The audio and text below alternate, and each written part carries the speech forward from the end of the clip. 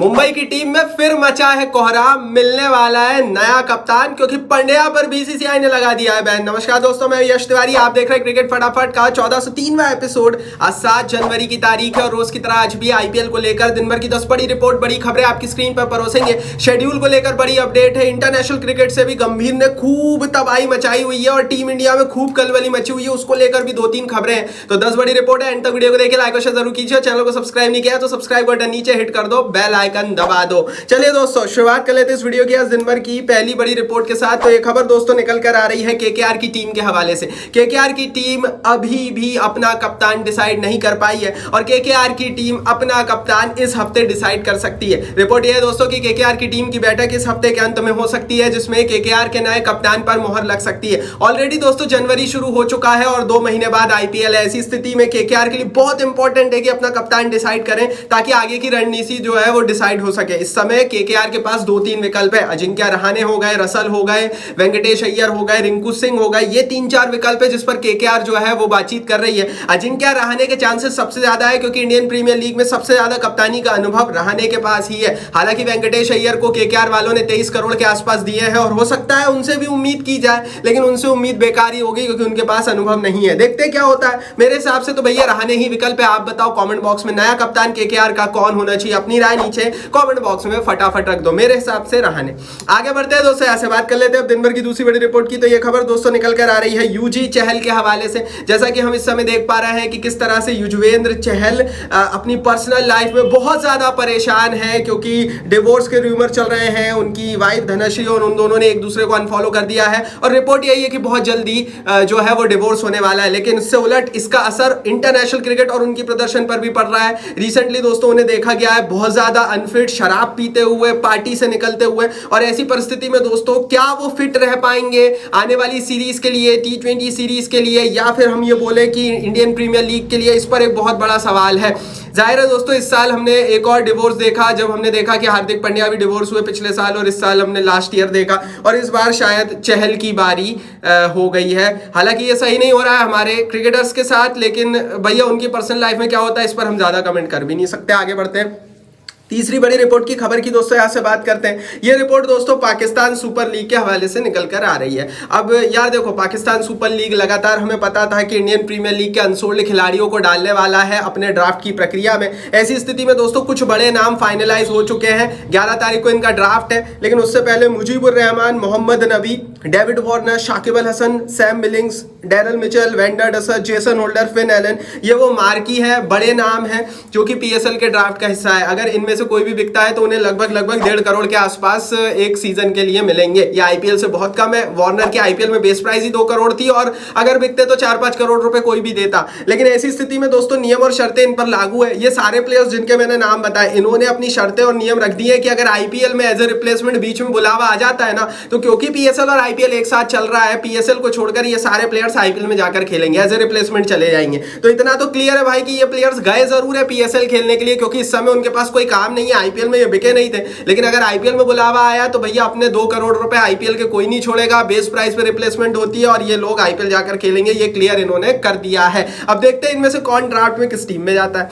आगे बढ़ते हैं दोस्तों, चौथी बड़ी रिपोर्ट की यहां से बात कर लेते हैं। तो ये खबर आ रही है दोस्तों हार्दिक पांड्या को लेकर। हार्दिक पांड्या पर रहेगा बैन, और ये बैन रहेगा इंडियन प्रीमियर लीग में मुंबई इंडियंस के अपने पहले मैच से ही। जी हाँ, मैच बैन की शुरुआत पहले मैच से ही हो जाएगी और मुंबई इंडियंस अपना पहला मैच अपने कप्तान रिसेंटली हार्दिक पांड्या के साथ नहीं खेल सकेगी। रिपोर्ट यह है दोस्तों कि लास्ट ईयर मुंबई इंडियंस की टीम ने अपना आखिरी मैच लखनऊ के साथ खेला था और उस मैच में हार्दिक पांड्या पर 12 लाख रुपए का जुर्माना लगा था, साथ ही एक मैच का बैन लगा था क्योंकि स्लो ओवर रेट के कारण वो लगातार 3 बार जो है बीसीसीआई के द्वारा धर पकड़े गए थे। ऐसी स्थिति में दोस्तों अब क्योंकि हार्दिक पांड्या जो है वो लास्ट ईयर तो बैन उन पर लगा था, लेकिन अगला मैच उनका हुआ ही नहीं था मुंबई का, तो इस बार जो पहला मैच रहेगा बीसीसीआई इन इफेक्ट पांड्या पर एक मैच का बैन लगाएगी। तो हार्दिक पांड्या एक मैच मुंबई इंडियंस का एज ए कैप्टन नहीं खेल पाएंगे। हालांकि दोस्तों अभी तक मुंबई इंडियंस की टीम ने आधिकारिक रूप से पांड्या पर मोहर नहीं लगाई है वो कप्तान रहेंगे या नहीं। पिछले साल लगा दी थी, शायद इसलिए नहीं लगाई हो, या फिर चेंज करना चाह रहे हो इसलिए नहीं लगाई हो। लेकिन अभी की स्थिति में पांड्या एज ए कैप्टन या एज ए प्लेयर अगला मैच मतलब पहला मुंबई इंडियंस का मैच नहीं नहीं खेलेंगे। लेकिन यहीं से एक और बड़ी रिपोर्ट दोस्तों और निकल कर आ गई है। पांचवी बड़ी खबर जरूर सुनना। रिपोर्ट यह है दोस्तों कि सूर्या या रोहित, इन दोनों में से किसी एक को कमान दी जाएगी। रोहित शर्मा ऑलरेडी सिर्फ एक मैच के लिए कप्तानी करने आएंगे नहीं, इसलिए सूर्या यादव के ही चांसेस सबसे ज्यादा है कि मुंबई इंडियंस के पहले मैच में सूर्या यादव कप्तानी करेंगे हार्दिक पांड्या की अनुपस्थिति में। दूसरी बड़ी चीज दोस्तों यह है कि बुमराह भी ऑप्शन है, लेकिन वर्कलोड के कारण बुमराह भी शायद पहला मैच नहीं खेलेंगे। तो मुंबई इंडियंस के लिए प्रॉब्लम पहले मैच से ही शुरू हो गई है। पिछले साल भी इनके साथ प्रॉब्लम थी, इनके गणित सितारे सही नहीं चल रहे हैं। पिछले साल प्रॉब्लम यह थी कि टीम एक होकर नहीं खेल पा रही थी because of Rohit Sharma versus Hardik Pandya. अब प्रॉब्लम यह है कि पहले मैच में ही ना पांड्या रहेंगे और चांसेस ज्यादा है कि बुमराह भी ना रहे, क्योंकि फिफ्थ टेस्ट में बुमराह भी हल्के से इंजर्ड हुए थे। वर्कलोड के कारण बुमराह स्टार्टिंग के कुछ मैचेस से बाहर रह सकते हैं। अच्छी खबर भारत के लिए ये नहीं निकल कर आ रही है, भारत के लिए सॉरी क्या मुंबई इंडियंस के लिए भी, और ये दोनों खिलाड़ी क्योंकि इंडिया के भारत के, तो भारत के लिए भी। आगे बढ़ते हैं, छठवीं बड़ी रिपोर्ट एक और सुन लो, मुंबई से ही जुड़ी हुई है भैया। आज मुंबई को लेकर काफी खबर है और छठवीं बड़ी खबर यह है कि मुंबई इंडियंस के मैनेजमेंट ने अपने खिलाड़ियों को स्टर्न वार्निंग दे दी है। अपने प्लेयर्स को मुंबई इंडियंस के मैनेजमेंट ने साफ कह दिया, स्पेशली मेंशन किया गया है सूर्या, रोहित, पांड्या, तिलक वर्मा का और बुमराह का कि भैया प्रायोरिटी करो यूनिटी को, आपको यूनिट होके एक साथ यूनिटी के साथ खेलना है। पिछले साल जैसी स्थिति नहीं होनी चाहिए।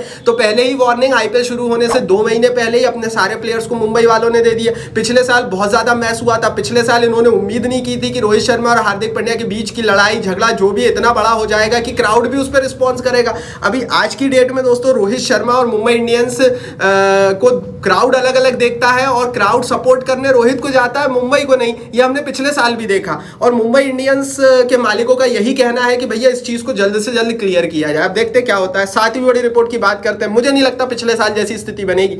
सातवीं बड़ी रिपोर्ट दोस्तों निकल कर आ रही है भारत की ओडीआई स्क्वाड के हवाले से। इंग्लैंड के साथ भारत को ओडीआई सीरीज खेलनी है। ऐसी परिस्थिति में विराट कोहली और रोहित शर्मा का बुलावा आ सकता है सीरीज के लिए। इन दोनों को कंसाइडर किया जाएगा। जो हमारे पास खबर है वो यही है कि इन दोनों का नाम लगभग तय है और इन दोनों का चयन इस ओडीआई सीरीज के लिए किया जाएगा। इसका सबसे बड़ा रीजन है चैंपियंस ट्रॉफी 2025 की चैंपियंस ट्रॉफी के लिए ऑलरेडी बीसीसीआई कह चुका है कि भारत अपनी पिछले साल की 2023 की ओडीआई वर्ल्ड कप की स्क्वाड में कोई बड़ा बदलाव नहीं करेगी और भैया कप्तानी रोहित शर्मा ही करेंगे। ऐसी स्थिति में टेस्ट सीरीज में जो भी हुआ हो, अजित आगरकर की जो कमेटी है, सिलेक्शन कमेटी है, उनके हवाले से तो अभी यही रिपोर्ट है और यही कंफर्मेशन है कि विराट और रोहित दोनों का चयन ओडीआई सीरीज में होने वाला है। टी20 में जाहिर है नहीं होगा क्योंकि दोनों ही सन्यासी हो चुके हैं टी20 से, लेकिन ओडीआई सीरीज हो सकता है। ये one of the last ODI series हो हमारे इन दो ग्रेट खिलाड़ियों के लिए। देखते हैं इस पर आगे क्या होता है। आगे बढ़ते हैं दोस्तों, आठवीं बड़ी रिपोर्ट भी इसी सीरीज से निकल कर आ रही है। मोहम्मद सिराज, शुभमन गिल और बुमराह को इस ओडीआई सीरीज में रेस्ट दिया जा सकता है। बुमराह का रेस्ट तो क्लियर है, गिल और सिराज को क्यों दिया जा रहा है नहीं पता। नए चेहरों को मौका मिल सकता है इस पर्टिकुलर ओडीआई सीरीज में। रिपोर्ट यह है कि संजू सैमसन पर भी सवाल है, हो सकता है उन्हें भी मौका ना मिले, पता नहीं क्यों, उनसे क्या दिक्कत है भाई। लेकिन हाँ, नए चेहरों को मौका मिलेगा तो हमें यशस्वी जायसवाल, नीतीश कुमार रेड्डी, इनके नाम देखने को मिलेंगे इस ओडीआई सीरीज में। तो हो सकता है चैंपियंस ट्रॉफी के लिए भी नीतीश कुमार रेड्डी के ऊपर बहुत ज्यादा फोकस कर रहा हो बीसीसीआई, और अगर रेड्डी की एंट्री होगी तो कई बड़े खिलाड़ियों पर गाज भी गिरेगी। किस पर गिरेगी ये आप बताओ नीचे कमेंट बॉक्स में लिखकर। आगे बढ़ते हैं दोस्तों, नौवीं बड़ी रिपोर्ट की बात करते हैं। तो बीसीसीआई अब जय शाह की हो चुकी है, मतलब जय शाह, माफ कीजिए, आईसीसी अब जय शाह की हो चुकी है और आईसीसी में एक बड़ा प्रपोजल आने वाला है। 2 टियर टेस्ट सिस्टम आईसीसी में आ सकता है और बीसीसीआई ने इसको प्रपोज कर दिया है। आईसीसी के चेयरमैन भी जय शाह है एंड दैट्स व्हाई इस सिस्टम के ऊपर फाइनल मोहर लग सकती है, जिसके तहत अगले साइकिल से, अगले जो वर्ल्ड टेस्ट चैंपियनशिप के बाद जो टेस्ट मैचेस होंगे उसमें इसको लागू किया जाएगा। टॉप 5 टीमें जो रहेंगी दोस्तों उनके मैचेस अलग होंगे। बॉटम 5 टीमें जो टॉप 10 में रहती है, जो बॉटम नीचे की 5 टीमें, उनके टेस्ट मैचेस अलग रहेंगे ताकि क्वालिटी ऑफ क्रिकेट अच्छा हो सके। इसका रीजन दोस्तों यह है कि जब इंडिया जिम्बाब्वे के साथ खेलती है तो एक तरफा मैचेस होते हैं, ऑस्ट्रेलिया जिम्बाब्वे के साथ खेलती है तो एक तरफा मैचेस होते हैं और इससे टेस्ट क्रिकेट ऑलरेडी जिसकी व्यूअरशिप डाउन है और डाउन चली जाती है। तो ये प्रपोजल इसलिए रखा गया है कि जो टॉप 5 टीमें हैं वो एक साथ टेस्ट मैचेस खेले, जैसे India Australia, India England, south Africa India, जो भी हो। अगर पाकिस्तान आ जाए टॉप 5 में तो इंडिया पाकिस्तान हो जाए। तो इससे दोस्तों क्या होगा कि क्वालिटी ऑफ क्रिकेट अच्छा होगा और टेस्ट क्रिकेट भी लोग देखेंगे, इसीलिए ये सिस्टम आने वाला है। अगर ऐसा आता है तो इंडिया पाकिस्तान के बीच भी सीरीज होने के चांसेस, न्यूट्रल वेन्यू पर टेस्ट सीरीज होने के चांसेस बढ़ेंगे, जो शायद 1.5 दशक से हुई नहीं है। आगे बढ़ते हैं दोस्तों, होना चाहिए नहीं, आप बताओ कमेंट बॉक्स में। 10वीं बड़ी रिपोर्ट की बात करते हैं तो भैया Gambhir might take over team India. Gautam Gambhir अब तैयार है भारतीय टीम को टेक ओवर करने के लिए। बड़े सोर्सेस बीसीसीआई के क्लियर कर रहे हैं। मैंने पहले भी आपको बोला था कि बड़े संन्यास होंगे, बड़े झगड़े चल रहे हैं ड्रेसिंग रूम के अंदर। जब दूसरा टेस्ट हुआ था तभी मैंने बोल दिया था, और 5वें टेस्ट तक सब कुछ क्लियर हो गया कि कितने झगड़े चल रहे हैं। अब एक चीज और बताता हूं, गंभीर को बीसीसीआई ने प्रोजेक्ट कर दिया है टेक ओवर करने के लिए टीम इंडिया को, और गौतम गंभीर अब टीम इंडिया चलाने वाले हैं। बड़ी रिपोर्ट यह है, टेस्ट क्रिकेट से वार्निंग दे दी गई है विराट कोहली और रोहित शर्मा को कि भैया अब आप तय करो, अपना फैसला लो, रिटायरमेंट का फैसला आपके ऊपर है, लेकिन अब आपको प्रायोरिटी नहीं दी जाएगी, डोमेस्टिक क्रिकेट जाकर खेलो। विराट और रोहित से ये दोनों बातें कह दी है गंभीर ने, और गौतम गंभीर अब टीम चला रहे हैं। तो हो सकता है दोस्तों कि अब हम और बुरा दौर देखें, क्योंकि हमने देखा है कि जब कप्तान टीम चलाता है और जब कोच टीम चलाता है तो अमूमन कप्तान ही सक्सेस होता है, कोच 100 में से 99 बार फेल ही होता है, क्योंकि कोच होता है और कप्तान मैदान पर लीड करता है। रियल लीड तो भैया कप्तान ही करता है। ड्रेसिंग रूम से आप मैच नहीं चला सकते, और स्पेशली इंटरनेशनल क्रिकेट में टेस्ट मैचेस, ओडीआई मैचेस जो होते हैं बड़ी टीमों के खिलाफ, आईपीएल अलग चीज है लेकिन इंटरनेशनल क्रिकेट अलग चीज है। जाहिर है दोस्तों, गंभीर का एक नया दौर क्या भारत के लिए अच्छा होगा या बुरा, ये तो आप बताओ कमेंट बॉक्स में। मेरे हिसाब से तो विराट और रोहित के साथ बहुत बुरा हो रहा है, और ये चीज मैं लगभग 1.5 साल से बोल रहा हूँ। ये थी दिन भर की 10 बड़ी रिपोर्ट। कमेंट बॉक्स में बताओ कौन सी खबर आपको अच्छी लगी, कौन सी नहीं, और क्यों। अपनी राय कमेंट बॉक्स में लिखो। इस वीडियो को लाइक और शेयर करो, और चैनल को सब्सक्राइब नहीं किया तो सब्सक्राइब का बटन नीचे हिट कर दो, बेल आइकन दबा दो।